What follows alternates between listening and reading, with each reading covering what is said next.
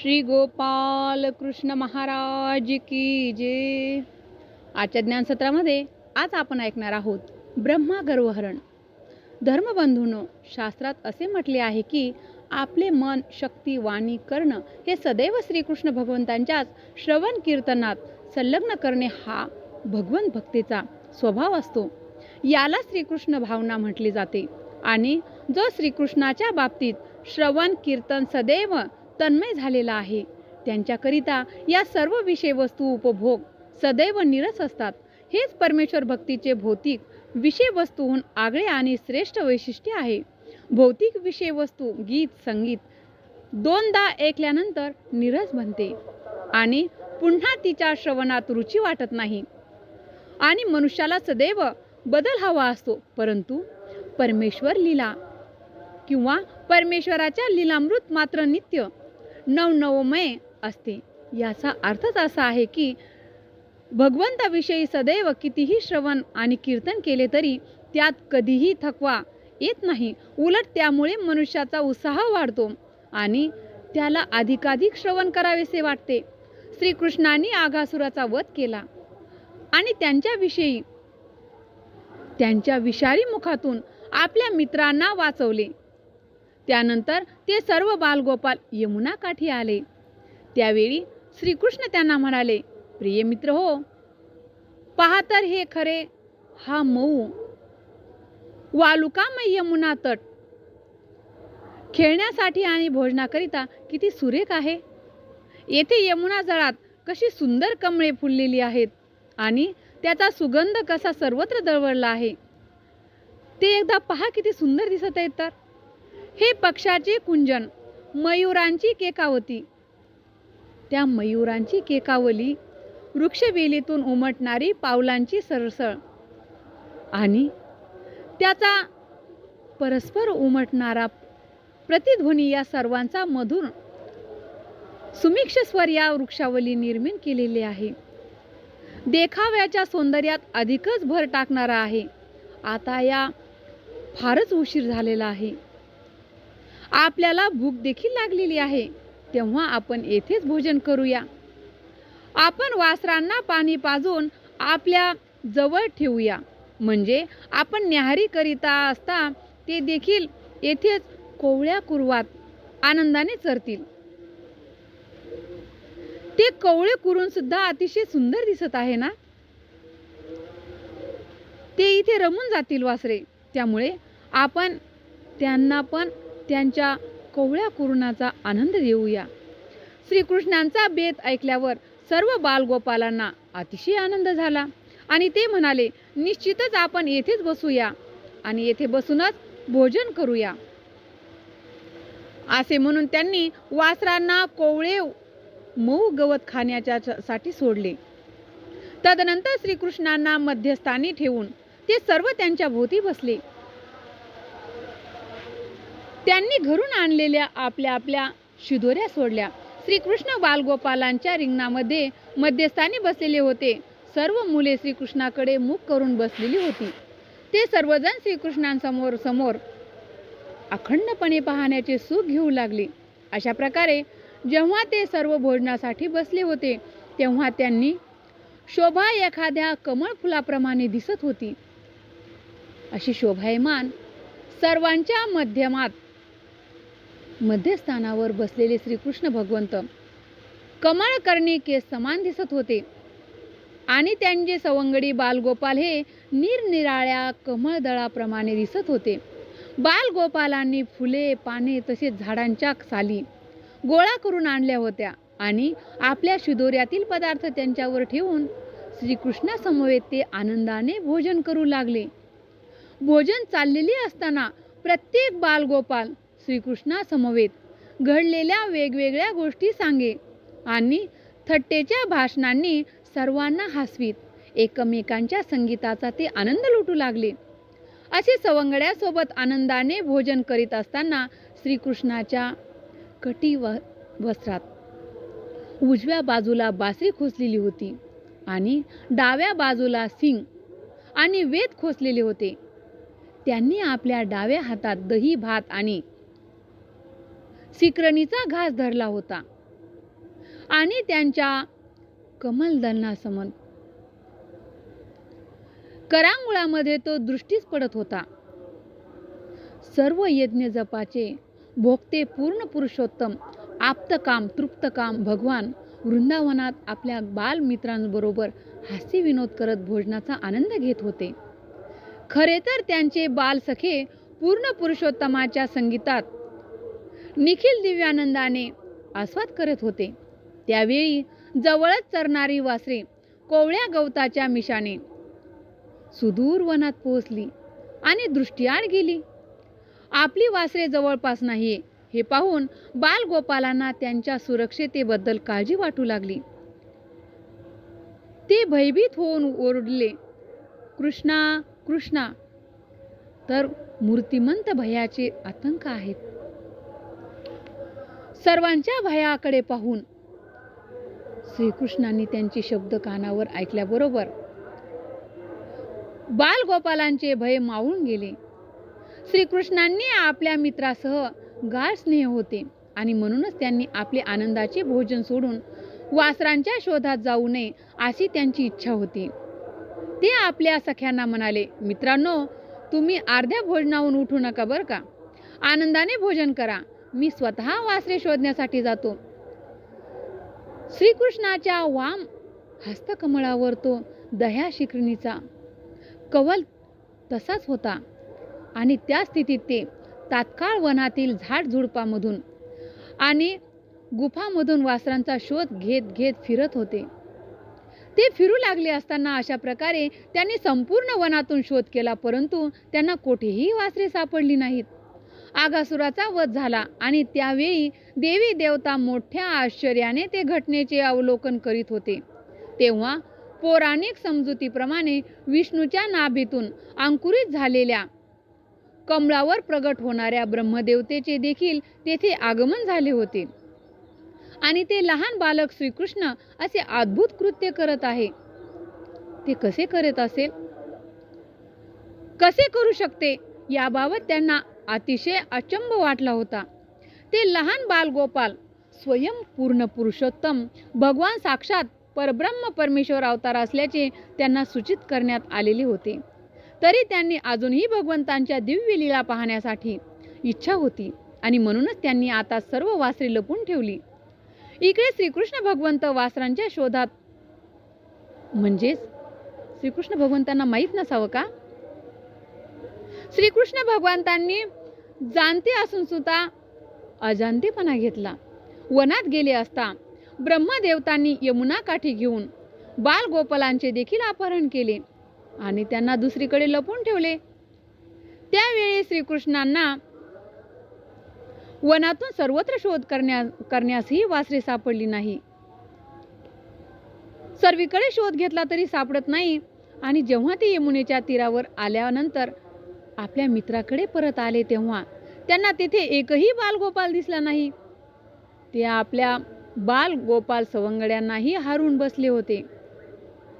एका गुराखी मुलाच्या रूपाने श्रीकृष्ण ब्रह्मदेवाच्या तुलनेत अगदी नंगे होते, परंतु ते परब्रह्म परमेश्वर अवतार आहेत आणि ब्रह्मदेव एक क्षुल्लक देवता. त्या ब्रह्मदेवाने सगळ्या वासरे आणि त्याचबरोबर सर्व बालगोपालांचे अपहरण केले असे असल्याचे त्यांनी सर्वज्ञपणे जाणून होते. पण देवाचे गर्वहरण करायचे होते आणि भक्तांना त्यांची अशी दिव्य अशी स्मरणीय लीला आठवण्यासाठी एक अपूर्व लीला करायची होती. म्हणून त्यांनी विचार केला, ब्रह्मदेवाने सगळ्या वासरांचे आणि बालगोपालांचे अपहरण केले आहे, मग मी एकटाच वृंदावनात कसा जाणार? मातांना तर अतिशय दुःख होईल. परब्रह्म परमेश्वर श्रीकृष्णांनी आपल्या बालमित्रांच्या मातांना प्रसन्न करण्याकरिता आणि ब्रह्मदेवाला आपल्या परम सामर्थ्याची जाणीव करून देण्याकरिता एकाच वेळी स्वतःच्या वासरांच्या आणि बालगोपालांच्या रूपात विस्तार केला. अर्थात ते स्वतः सर्व बालगोपाल आणि गोवत्सरे बनले. सर्व शक्तिमान परमेश्वराला अनेक बालगोपालांच्या आणि वासरांच्या रूपात प्रगट होणे काही अवघड नाही. ते सर्व बालगोपाल वेगवेगळ्या बांध्याने रूपाने चेहऱ्याने होते आणि त्यांची वस्त्रे अलंकार तसेच त्यांचा स्वभाव आणि कार्य असे सर्वच वेगवेगळे होते. दुसऱ्या शब्दात प्रत्येक मनुष्य स्वतंत्र आत्मा असल्याने प्रत्येकाचे रुची, कार्य आणि स्वभाव हे इतरांपासून भिन्न असतात. तथापि भगवान श्रीकृष्ण अशा वेगवेगळ्या रूपाच्या बालकांमध्ये प्रगट झाले. त्याचप्रमाणे ते स्वतःच्या वेगवेगळ्या उंचीच्या, रंगाच्या वासरांच्या रूपात देखील प्रगट झाले. ते सर्व काही त्यांच्या विज्ञान शक्तीचेच प्रागट्य होते. पुराणकारांनी परस्य ब्राह्मण शक्ती असे म्हटले आहे. आम्ही या विश्वसृजनांत जे काही पाहतो, मग ती जड सूक्ष्म तत्वे असोत किंवा जीवमात्रांची कर्मे ते असोत, ते सर्वच उष्णता व प्रकाश ही अशी अग्नीचे विस्तार आहेत. त्याचप्रमाणे केवळ भगवंतांच्या शक्तीचेच विस्तार आहेत. अशा तऱ्हेने अगदी मूळच्या बालगोपालाप्रमाणे आणि गोपवसाप्रमाणे वेगवेगळी विज्ञान रूपे प्रकाशित करून त्यांनी अशा स्वतःच्या रूपासमवेत एकत्र येऊन भगवंतांनी वृंदावन ग्रामात प्रवेश केला. वृंदावनवासी जनांना काय घटित झाले होते हे समजलेच नाही. वृंदावनात पोहोचल्यावर सर्व वासरे त्यांच्या त्यांच्या गोठ्यामध्ये गेली आणि गोपाल बालक त्यांच्या त्यांच्या घरी गेले. घरी पोहोचण्यापूर्वी बालगोपालांनी आपल्या बासऱ्या वाजवल्या. बासऱ्यांचा ध्वनी श्रवण करताच गोपिका आपल्या मुलांना घेण्याकरिता घराबाहेर आल्या. त्यांनी त्यांना छातीशी धरले. वात्सल्य स्नेहाच्या अतिरेकाने त्यांच्या स्तनातून जसे काही दूध नाहत होते, तर आपल्या बालकांच्या स्वरूपाचे प्रगट झालेल्या साक्षात पूर्ण परब्रह्म परमेश्वर अवताराला स्तनपान करीत होत्या. त्यांचा भगवंतांना एक उपहार होता. आपले दूध प्रत्यक्षपणे भगवान साक्षात परब्रह्म परमेश्वर त्यांना भरवण्याची एक दुर्लभ संधी वृंदावनातील वात्सल्यप्रेमी गोपिकांना लाभली होती. अशा रीतीने भगवान श्रीकृष्णांनी केवळ यशोदा मातेलाच नाही तर आपल्या स्तनपान करण्याची संधी त्यांना सर्वांना दिलेली होती. तर या प्रसंगी त्यांनी सर्व गोपिकांनी अशी संधी दिली त्यांना माहिती पण नव्हते. सर्व बालक आपल्या मातांबरोबर नित्याप्रमाणेच व्यवहार करीत होते. त्यांच्या मातांनीही संध्यासमयी घरी येताच आपल्या आपल्या मुलांना स्नाने घातली. त्यांना तिलकांनी आणि अलंकारांनी सजविले आणि दिवसभराच्या श्रमांती त्यांना प्रेमाने पोटभर जेवण दिले. दिवसभर दूर कुरणातून चरणाऱ्या गायी संध्याकाळी घरी आल्या आणि आपल्या हंबरवाने आपल्या आपल्या वासरांना बोलावू लागल्या. वासरे तत्काळ आपल्या मातेकडे जाऊन दुग्धपान करू लागली. त्या प्रेमाने आपल्या वासरांना चाटत लागल्या.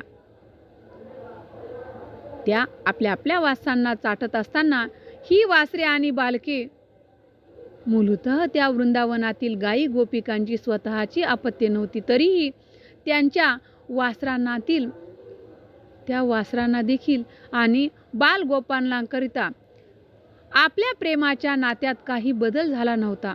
उलट त्या गायी गोपिकांच्या आपल्या अपत्यावरील स्नेह स्वाभाविकपणे अतिशय गाढ होते आणि ते स्नेह अतिशय गाढ होत गेले. वस्तुतः वृंदावनातील त्या गायीचे आणि वयस्क गोपिकांचे आपल्या स्वतःच्या अपत्यापेक्षाही श्रीकृष्णावर अत्याधिक प्रेम होते. परंतु त्या प्रसंगानंतर त्यांचे आपल्या अपत्यावरील प्रेम तात्काळ वृद्धिंगत झाले. आता त्या श्रीकृष्णाप्रमाणेच त्यांच्यावर प्रेम करू लागल्या.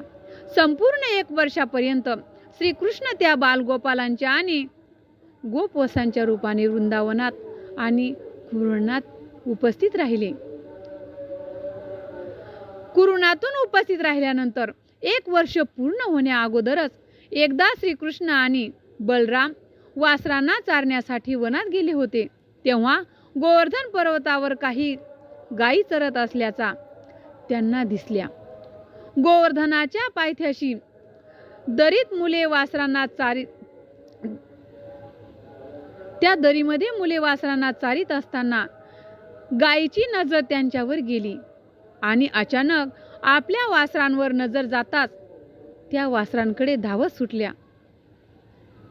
त्या मागचे आणि पुढचे जे आहे ते वत्साबद्दलचे स्नेह अतिरेक इतक्या उद्वेगित झाल्या होत्या की त्यांनी गोवर्धन पर्वतावरून कुरुणापर्यंत अडचणीच्या रस्त्यांनाही पर्वा केली नाही. आपल्या वत्साबद्दलच्या गाढ स्नेह मातृस्नेहामुळे त्यांच्या दुधाने भरलेल्या कासामधून दूध जमिनीवर ओसंडू लागले आणि त्या आपली पुसे उंचलून वासराजवळ आल्या. परंतु ही वासरे त्यांची नव्हती. गोवर्धन पर्वतच्या पायथ्याशी चरणारी ही वासरे त्यांच्या वासराहून काहीशी मोठी होती आणि कुरणातील गवत खाऊन समाधानी असलेली ही वासरे गायीच्या कासामधून पितील अशी अपेक्षा नव्हती. तथापि गायी त्यांच्याकडे धावत आल्या आणि त्यांना चाटू लागल्या. वासरेही विनाविलंब त्यांच्या कासामधून दूध पिऊ लागली. त्यावेळी गायी वासरे एकमेकांच्या दृढ स्नेहासंबंधाने बद्ध असल्याचे प्रत्ययास येऊ लागले. असे प्रत्ययास येत होते तेव्हा ज्यावेळी या गायी गोवर्धन पर्वतावरून खाली वासरांकडे धावत सुटल्या तेव्हा त्यांना सांभाळणाऱ्या गुराख्यांनी त्यांना थांबवण्याचा आटोकाट प्रयत्न केला. दुभत्या व मोठ्या गायी सांभाळण्याने काम प्रौढ गोपांकडे असे आणि लहान वासरे सांभाळण्याचे काम लहान मुले करत असत. वासरांनी गायीचे दूध पिऊ नये यासाठी शक्यतो त्यांना गायीपासून वेगळे ठेवण्यात येत होते. परंतु गोवर्धन पर्वतावर चरणाऱ्या गायींनी जेव्हा पायथ्याशी चरणारी वासरे पाहिली तेव्हा त्यांनी वासराकडे धाव घेतली आणि गायी त्या सांभाळणाऱ्या गोपांना प्रयत्न करूनही त्यांना आवरले गेल्या नाही, आवरण घालता आले नाही. गायींना आवरण्यात असमर्थ ठरल्यामुळे गोप अतिशय खजील झाले. त्यांना त्यांचा मोठा राग आला. ते नाखुश होते. परंतु खाली उतरून आल्यावर वासरे सांभाळणारी आपली मुले पाहून त्यांचे अपत्य प्रेम उसळून आले. ते मोठे आश्चर्यचकित झाले होते. आपल्या मुलांना पाहिल्याबरोबर त्यांनी अगोदरच निराशेने खजील झालेल्या आणि रागावलेल्या गोपांची हृदय स्नेहात अतिरेकीत तत्काळ द्रवित झाली. त्यांची निराशा आणि क्रोध पार मावळून गेला. ते आता आपल्या मुलांवरील पितृप्रेम प्रदर्शित करू लागले आणि मोठ्या स्नेहाने त्यांना उचलून घेऊन आलिंगन करू लागले. त्यांच्या मस्तकाच्या ठिकाणी अवघ्राण करीत ते त्यांच्या संगीताचा आनंद घेऊ लागले. त्यांना आलिंगन केल्यानंतर ते गोप गायींना परत गोवर्धन पर्वतावर घेऊन गेले. वाटेवर त्यांना सारखे आपल्या बालकांचे स्मरण होत होते आणि नेत्रातून अश्रू येत होते.